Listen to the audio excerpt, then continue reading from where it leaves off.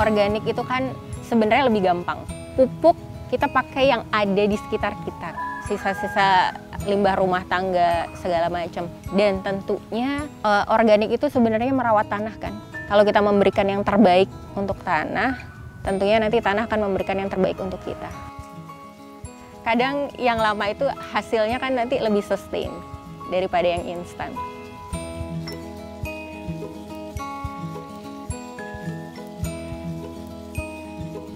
Ya harapannya kita bisa tetap konsisten ya.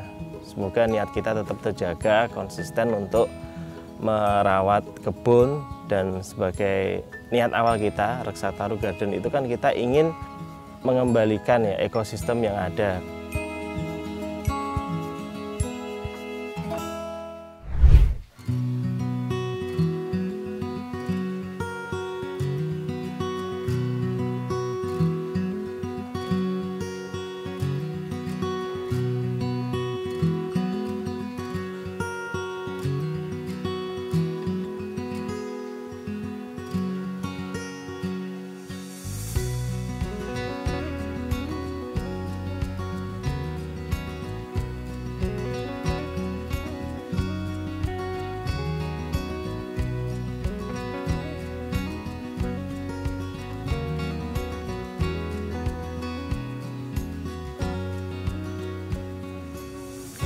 Halo, perkenalkan nama saya Retno Yuliati. Ini dari Reksa Taru Garden. Kami ada di Cisauk, Tangerang.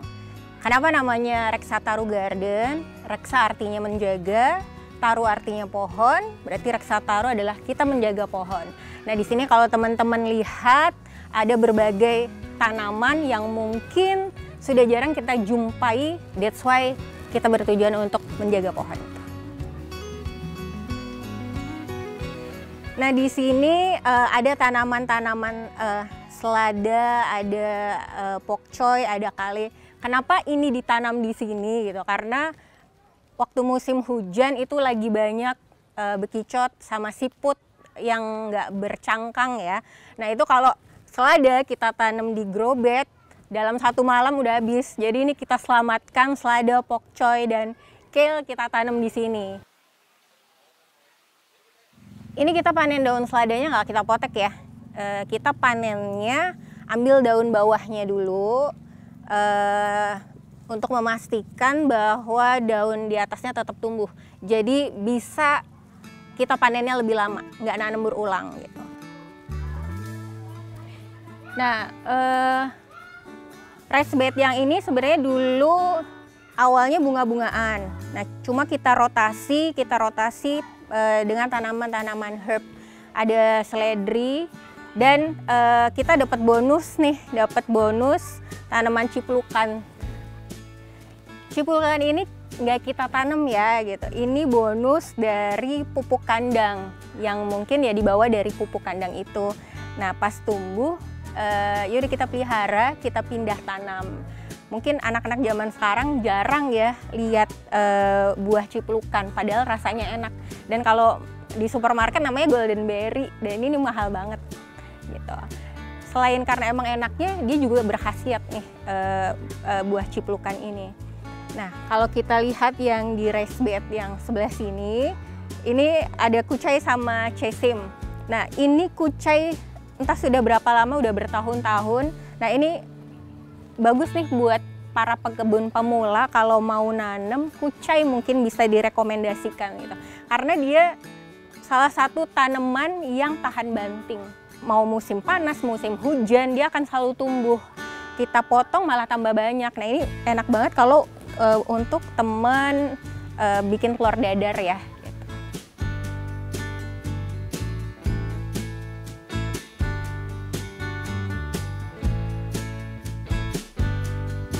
Sebelumnya ini tuh lahan tidur ya Kak, yang isinya semak-semak segala macam. Nah, awal mula kita berkebun tuh sebenarnya di masa pandemi gitu. Waktu pandemi kan semua WFH nih, kerjanya Zoom dari pagi sampai malam. Apalagi kita berdua kan ngajar. Kalau ngajar tuh pagi online, kadang malam bikin materi, subuh bikin recording untuk pembelajaran gitu kan. Nah, itu Nah ini untuk menjaga kewarasan kita cari apa ya yang bisa bikin kita tuh tetap balance gitu. Nah kebetulan ya udah nih ada lahan kosong, kita coba berkebun. Awalnya pelan-pelan kita coba yang kita bisa aja, dari sawi, pokcoy yang gampang-gampang gitu. Nah tapi kalau kita tarik ke belakang ya, sebelum masa pandemi sebenarnya mungkin kita udah berkebun gitu, cuma memang nggak terstruktur gitu, nggak yang ada ilmunya ya. Misalnya kita kayak makan buah, kita buang, tumbuh. Pas pandemi itu bener-bener yang full, akhirnya belajar lah, mulai berkebun yang terstruktur dari semai, pindah tanam, terus kita bikin grow bed, sampai akhirnya belajar tentang composting. Jadi sebenarnya berkebun itu membuka cakrawala kita terhadap berbagai hal gitu. Salah satunya composting sih.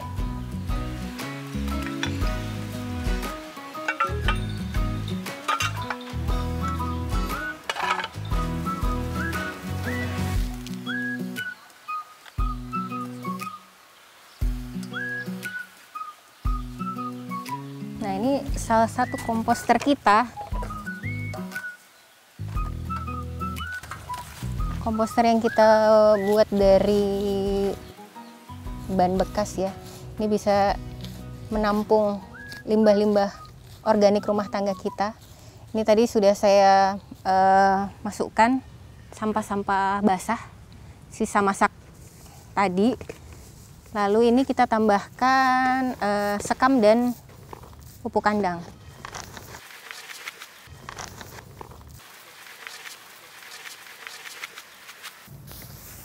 Oke, kalau udah kita semprot cairan, disemprot aktivatornya biar komposnya lebih cepat terdekomposisi. Gitu.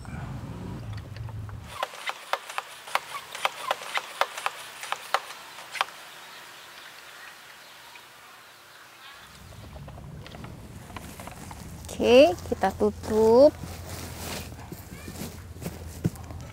Kalau mau rajin sih seminggu sekali diaduk ya. Tapi kalau semakin kita sering aduk, kita lebih cepat panennya nih. Antara sebulan sampai 3 bulan. Jadi tergantung kita juga.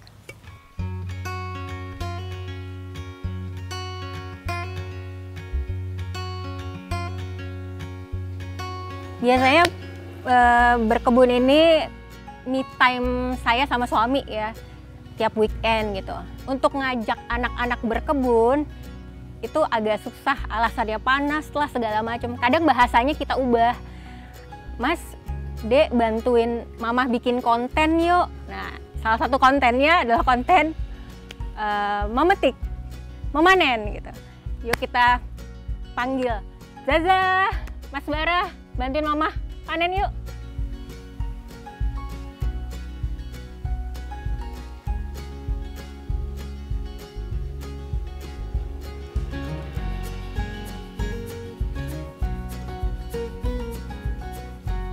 Kayaknya agak telat ya memperkenalkan anak-anak terkait kebun karena kita baru di 2020 ya gitu, tuh anak-anak udah agak besar gitu. Jadi ketika diajak berkebun kan alasannya panas lah, apalagi yang cowok itu jijian banget kan, jijian, dia lihat ulet, lihat apa langsung gitu. Cuma kadang redaksionalnya kita ganti gitu, bukan temenin mamah berkebun yuk atau bantuin mamah berkebun, tapi temenin mamah bikin konten yuk gitu. Jadi redaksinya diganti. Padahal sebenarnya ya paling enggak kegiatan memanen, kegiatan yang istilahnya pindah tanam. Sebenarnya memperkenalkan mereka. Paling enggak dari kecil terinternalize dulu lah dengan hal-hal kayak gini gitu. Ini kan sebenarnya basic skill ya, menanam. Suatu hari ketika mereka dewasa nanti harapannya merecall ya. Oh, waktu kecil aku pernah melakukan seperti ini loh gitu. Dan bisa gitu. Dan ada hasilnya gitu.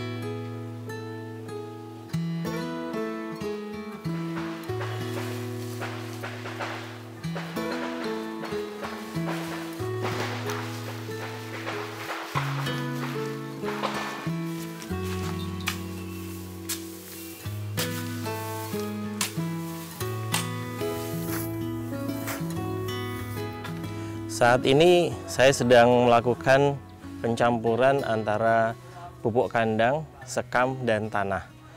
Media ini akan menjadi media ini akan digunakan sebagai pelapis paling atas yang fungsinya sebagai pupuk organik bagi tanaman kami.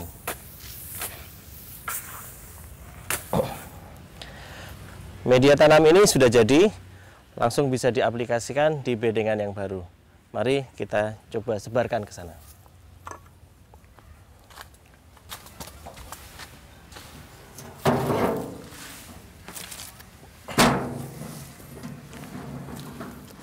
Untuk lebih mempermudah pemindahan media tanam ini, maka kita menggunakan gerobak sorong agar tidak terlalu memakan tenaga.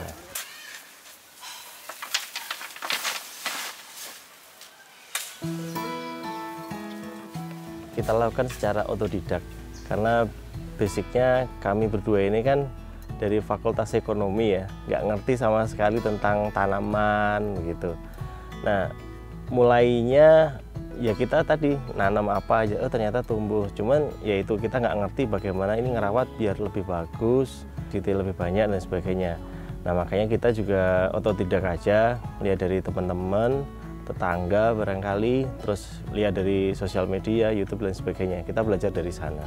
Cuman ya itu, ternyata yang kita otodidak dari sosial media, YouTube, nggak semuanya bisa kita terapkan di sini.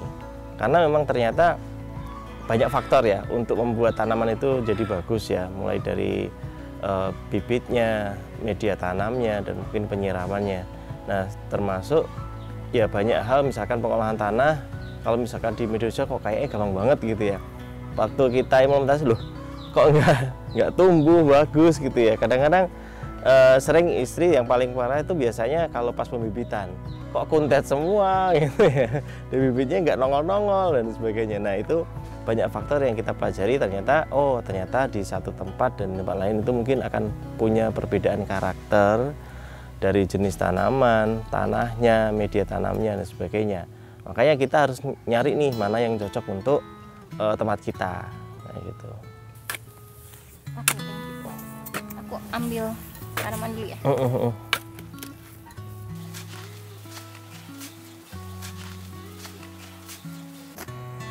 Pasti capek sih kalau untuk nyangkul, ngangkat pupuk dan sebagainya. Tapi ya lumayan, weekend kan bisa fitness gratis nih.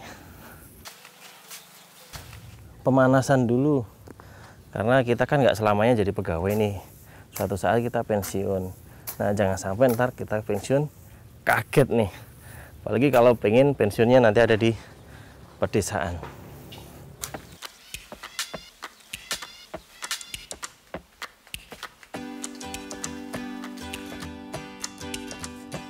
Oke, diratain.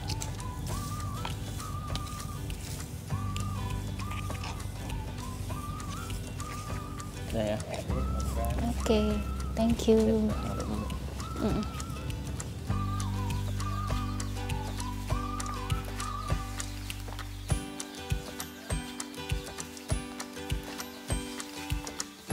Kita mau pindah tanam nih beberapa tanaman. Ini grow bed sebelumnya isinya kangkung.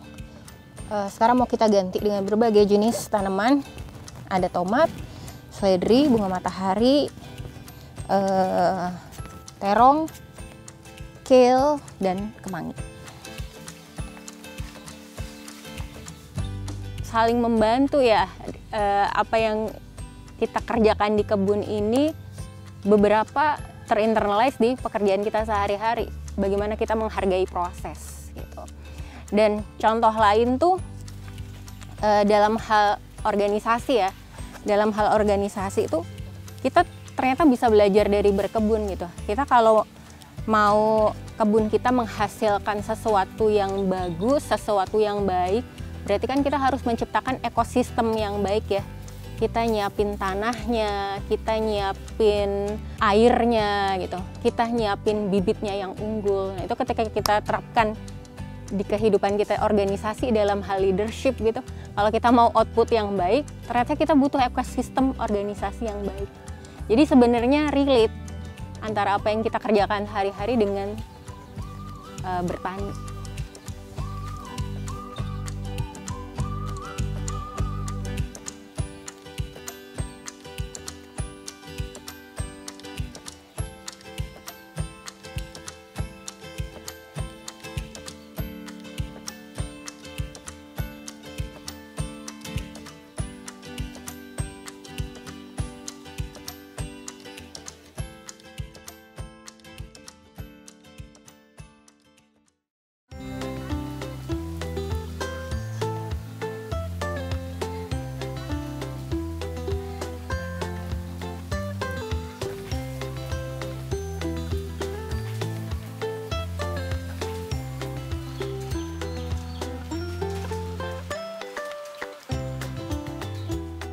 Saat ini kita di depan rumah. Di depan rumah kita ini ada sebuah lubang.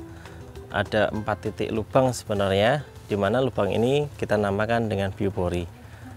Kita tutup dengan besi pengaman agar orang yang lewat di depan rumah kita lebih aman, karena lubang ini terdiri dari lubang seukuran sekitar 4 inci, agar ketika nanti ada air hujan masuk ke sini bisa lebih mudah masuk ke dalam.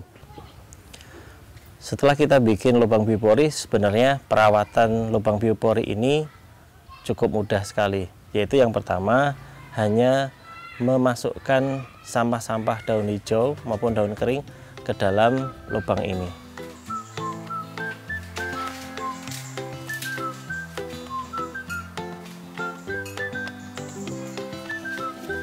Ada manfaat lain di balik semua itu, yaitu ketika kita memasukkan rerumputan, daun-daun kering, daun-daun basah ke dalam sini, pada suatu saat nanti sekitar sebulan 2 bulan kita bisa memanen yang ada di dalam biopori ini sebagai kompos. Nah, harapannya nanti lingkungan sekitar sini juga bisa membuat ataupun merawat biopori yang nantinya bisa bermanfaat untuk kita semuanya, untuk masa depan air kita, untuk masa depan tanah kita.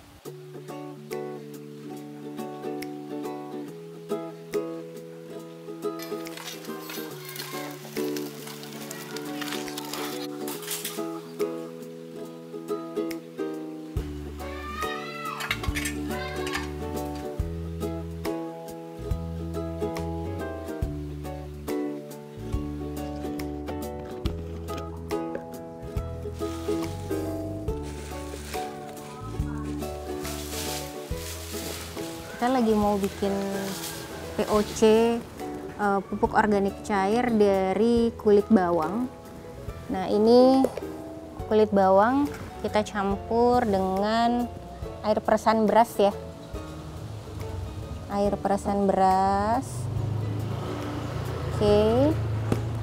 Lalu kita campur aktivator. Jangan lupa kalau aktivator itu makannya adalah gula gitu, untuk mengaktifkan bakteri yang ada di dalamnya. Nah, POC dari kulit bawang ini bagus banget untuk sayuran-sayuran hijau atau untuk tanaman-tanaman di awal masa pertumbuhan.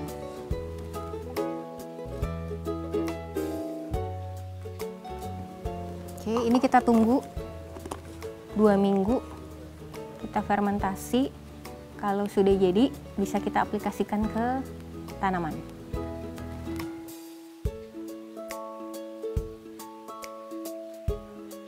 Organik itu kan dari pengadaan itu sebenarnya lebih gampang dari pengadaan gitu. Pupuk kita pakai yang ada di sekitar kita kan, sisa-sisa limbah rumah tangga segala macam. Yang itu pertama dari pengadaan lebih mudah, dan tentunya organik itu sebenarnya merawat tanah kan. Kalau kita memberikan yang terbaik untuk tanah, tentunya nanti tanah akan memberikan yang terbaik untuk kita. Jadi jatuhnya untuk lingkungan juga dan untuk kesehatan kita juga. Kadang yang lama itu hasilnya kan nanti lebih sustain daripada yang instan.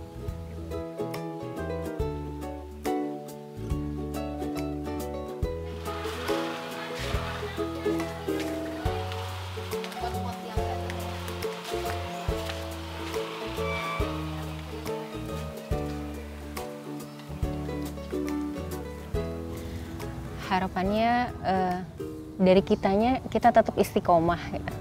Di komitmen awal organik, ya harapannya seterusnya organik, dan harapannya juga bisa menginfluence masyarakat sekitar ya. Masyarakat sekitar yang bahwa organik itu baik untuk tanah. Kalau kita memberikan yang terbaik untuk tanah, harapannya tanah akan memberikan yang terbaik juga untuk kita.